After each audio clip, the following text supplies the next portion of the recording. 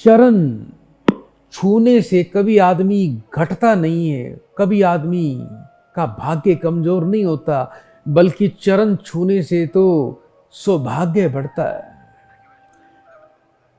जो व्यक्ति अपने पिता के पांव छू लेता है, अपने पिता का पांव छूकर उनसे आशीर्वाद लेता है, तो जन्म जन्म और संपूर्ण इस जन्म में भी उसका सूर्य उसके लिए शुभ हो जाता है, उसका सूर्य उसके लिए प्रबल हो जाता है, उसे सूर्य की कृपा प्राप्त हो जाती है।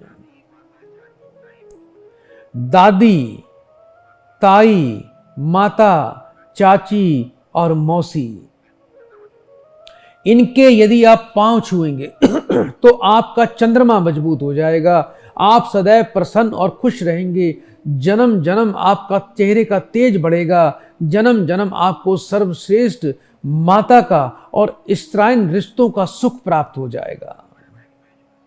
जो व्यक्ति बड़े भाई के पांव छूकर उसका आशीर्वाद और स्नेह प्राप्त कर लेता है, उसका मंगल दिग्बली हो जाता है, बलवान हो जाता है, उसका तेज, उसका पराक्रम, उसका पुरुषार्थ बढ़ जाता है। ऐसा व्यक्ति अपार भूमि, संपत्ति, धन का और ऊंचे पदों का भी स्वामी बन जाता है। बड़े भाई का आशीर्वाद अवश्य प्राप्त करना चाहिए, जन्म जन्म मंगल दिग्बली बन जाता है।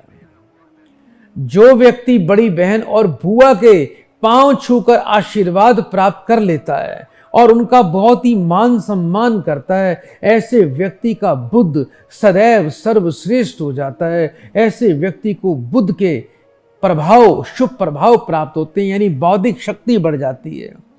व्यक्ति ज्ञान को प्राप्त करता है, व्यक्ति सदैव युवा दिखने जैसा लग जाता है, उसके चेहरे पे जल्दी से बुढ़ापा नहीं आता, उसको चिंता, भय, तनाव से मुक्ति मिलती है, उसके दिमाग में प्रसन्नता और जीवन में समृद्धि बनी रहती है।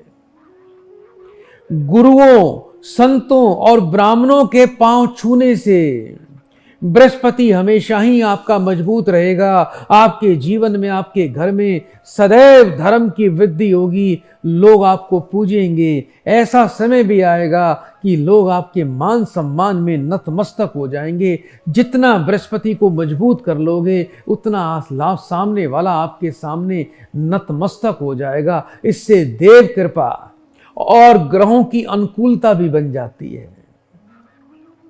दादा और बड़े बुजुर्गों का यदि जो व्यक्ति पांव छूता है, ऐसा नहीं कि सिर्फ दादा का ही पांव छूना है, रिश्तेदारी में, आस पड़ोस में, मिलने वालों में कोई भी यदि बुजुर्ग व्यक्ति आपके घर या आपके सामने खड़ा हो जाता है, जो आपसे उम्र में आपके पिता और दादा से दादा की उम्र का है, और आप उसके पांव छू लेंगे, तो इससे आपका केतु बलिष्ठ हो जाता है। और जब केतु बलिष्ठ होता है तो व्यक्ति की आध्यात्मिक साधनाओं की उन्नति होती है। ऐसा व्यक्ति तो अपने जीवन में मोक्ष प्राप्ति का भी बल रखता है, और एक बार यदि ऐसी सोच बना ली तो अगले 3 जन्मों में तो मोक्ष आपको मिलना ही मिलना है। जन्म मरण के चक्र से बाहर निकल जाओगे, इस संसारिक मृत्यु लोक की पीड़ा से मुक्त होकर आप शिव लोक में स्थान प्राप्त कर लोगे।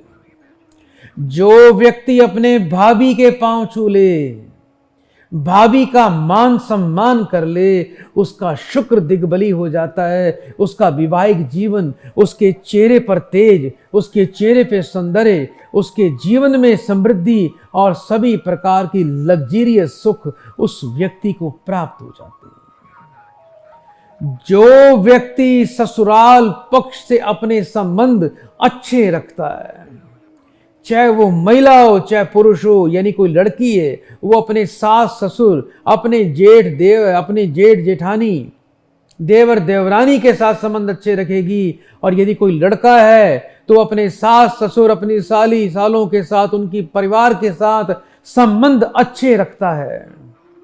उसका राहु सदैव प्रबल और बली हो जाता है, और राहु जब बली हो जाता है तो राहु तो कलयुग का राजा है। ये व्यक्ति को सर्वश्रेष्ठ पद, आकस्मिक धन और जीवन में कम समय में मात्र बुद्धि के प्रयोग चतुराई से व्यक्ति अमृतत्व को प्राप्त करता है, और व्यक्ति उच्च कोटि का धन और स्थान और प्रतिष्ठा को भी प्राप्त कर लेता है।